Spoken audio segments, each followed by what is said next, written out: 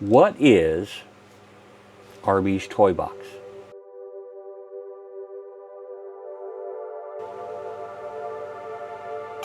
Arby's Toy Box is a collection of collections.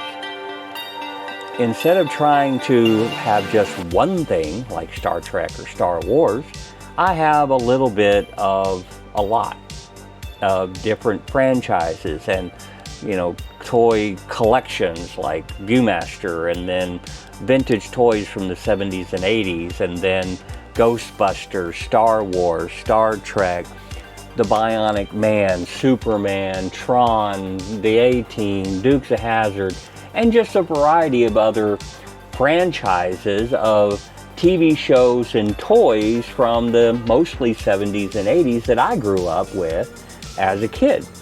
Things that were very important to me in my memory and my memory reconstruction. Now, if you've been watching the channel at all, and if you're new to the channel, hey, welcome aboard. I'm glad you're here for this video. Stay tuned all the way for me to the end. I'm trying to get the channel rebuilt. I had to take a year off for some medical and health issues, and YouTube noticed that. So now I got to try to build that back up. So I want to try to bring you some content that I hope that you will enjoy. But at the end of the day, I want to start beyond just the collectibles that I have for you to also understand what it is not. Now, I am not a historian. I don't go out and study the history of Mattel or study the history of Fisher-Price, or I'm on the cutting edge of the next main toy that's coming out from Big Bad Toys or anything like that. I'm a mainstream collector, okay? That means that I simply buy those things that relate to me in one way or another. So I don't go out and buy necessarily the latest and greatest of everything. I sometimes make a decision on what I want, what I don't, and what I can afford, right? Because there's a lot of stuff out there in the mainstream community, new stuff that's coming out. Tommy came out with the Knight Rider. I would love to get that, but I can't justify spending the money. That's just me. Some people are out there, they want to invest in that, and that's great. The 1/350th scale Enterprise that Tommy put out, I would love to have that. It's $700 for that. And scalpers are going on out, and now that it's past the thing and saying, we'll get you one, but it's $3,200. Even the R2-D2 that was in a recent video that I picked up, it's a pretty close to 1-to-1 scale. R2-D2 is right over there, and I absolutely love it. But when it first came out, I'm like, where am I going to put it? Is it worth the expense? And then the more I looked at it, the more I researched, and the more I was like, this is one of the things that I probably should have or would want to have here at Arby's Toy Box. Now, from a breadth and size of it, this covers most of my home. Literally, except for my bedroom, every other room in my house has something to do with collectibles. So when you walk in the front door, you see right up the stairs, and I have a walkthrough video, by the way, that goes through 99% of it, but it goes out in the garage, it's down the hallway, it's up 2 stories up the walls, Star Wars, and then you come up, or Star Trek, come upstairs to the movie room. And the movie room obviously has multiple franchises and movie memorabilia. Then I have the back office, which is my retro room with my televisions, 70s and 80s toys, vintage telephones. Mostly of those are novelty phones. I have a goodly collection of those. And then, like I said, it wraps down into the garage where I have antique electronics, miniatures, NASCAR, and a couple of other things out there. And my wife pretty much takes over from there. She's got a game room downstairs. She has the coffee bar downstairs with almost like a little restaurant that we set up for her.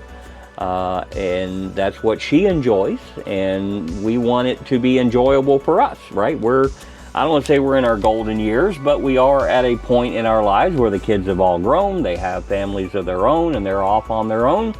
And we took their rooms and turned them into a collection point.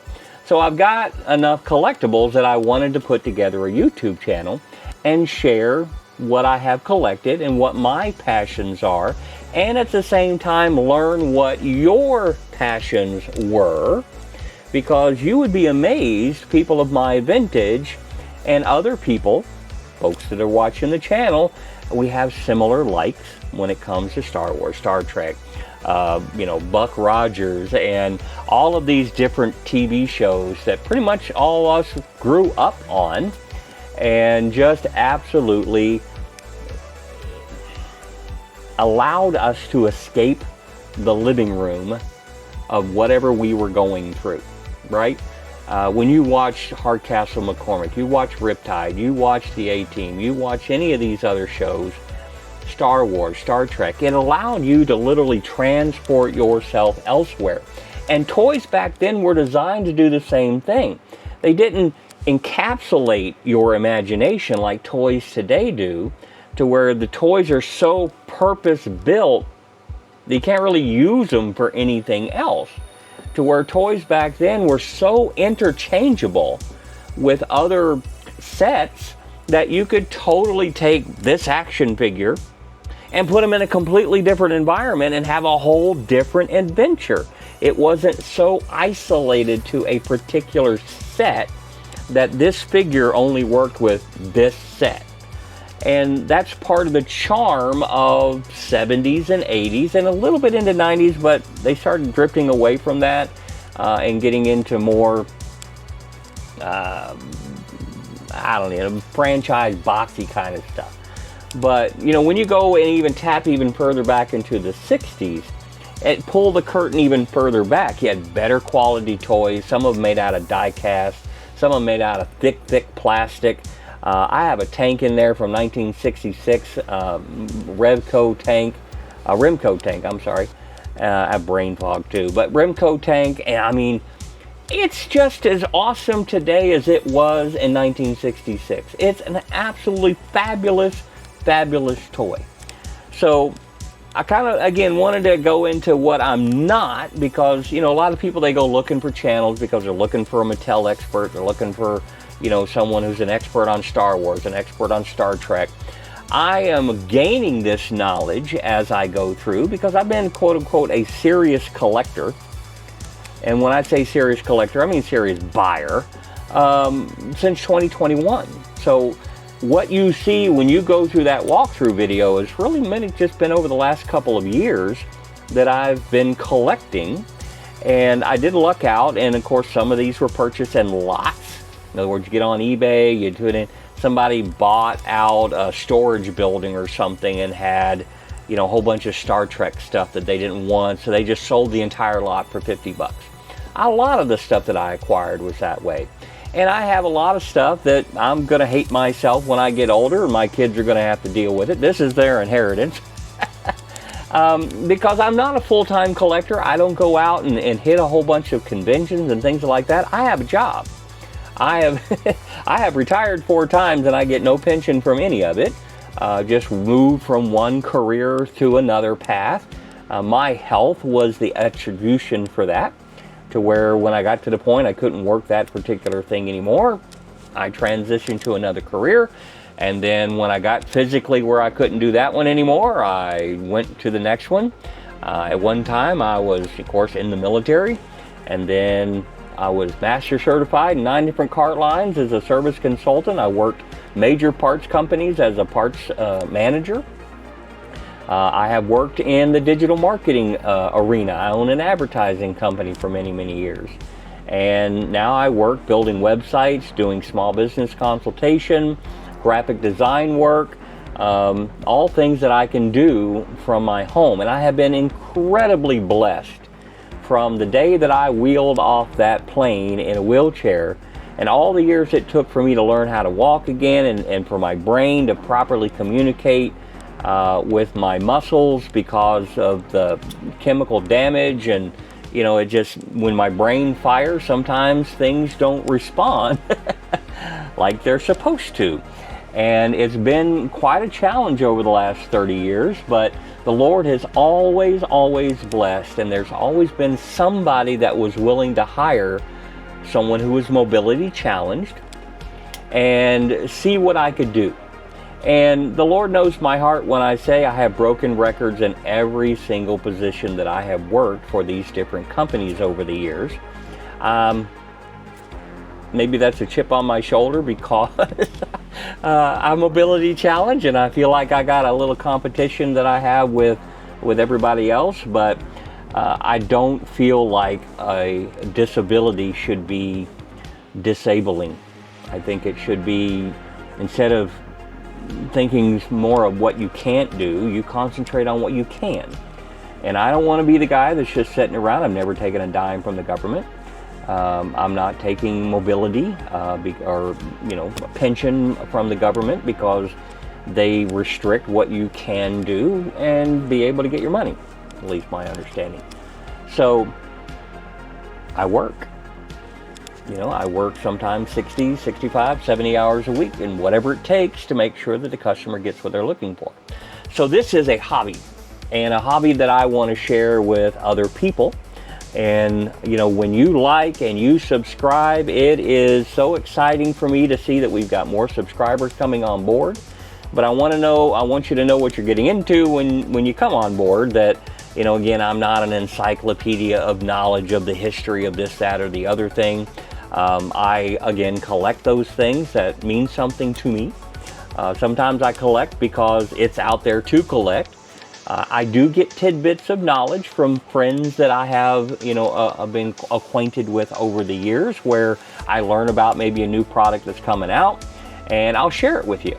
Like, for example, Playmobil is coming out with a WWE playset in 2026. I will be in line to get that. And not because I was a big WWE fan, but because they got, you know, it's like they're not going current, they're going back.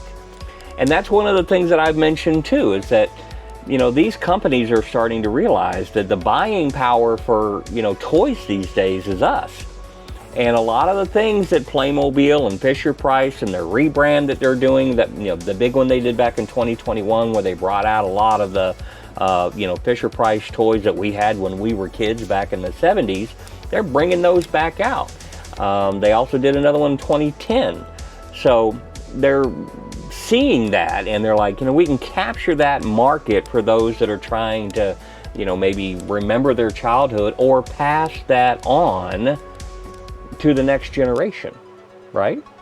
Providing that they maintain some of the strength and integrity, because sometimes when they do a rebranding, you know, it's just junk, cheap plastic, and, you know, it's not even worth anything, because in 15, 20 years, it'll be deteriorated because they use, you know, biodegradable plastic or something.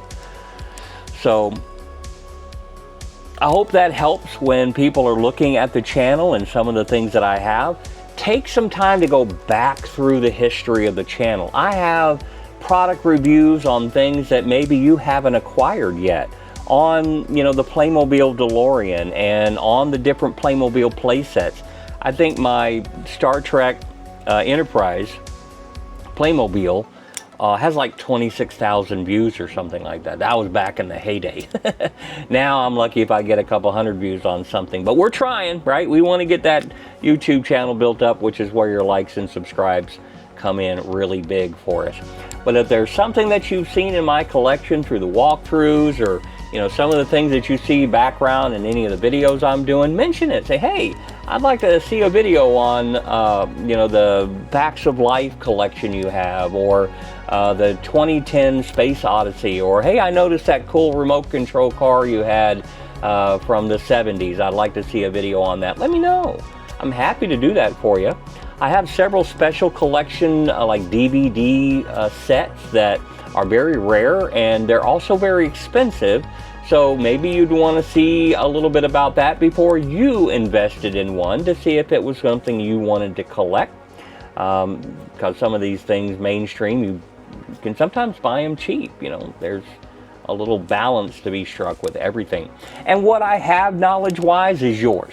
I share it with you, and I may sometimes get it wrong, right? I do my best not to share a fact that has not been checked.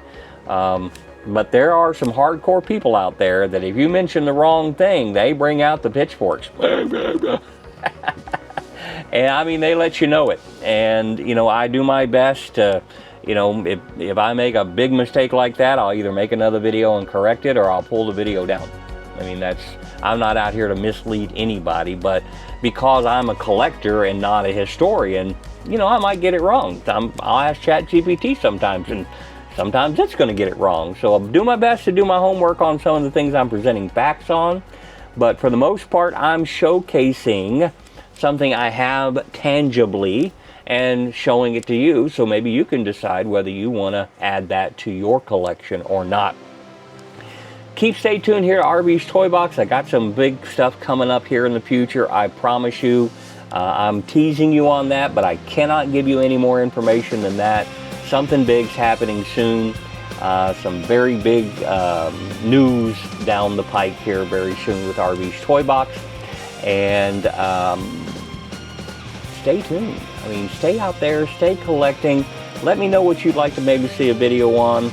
But I wanted to share a little bit of my passion with you today here on RB's Toy Box. So we'll see you soon. Step into the magic on my fun-filled stage.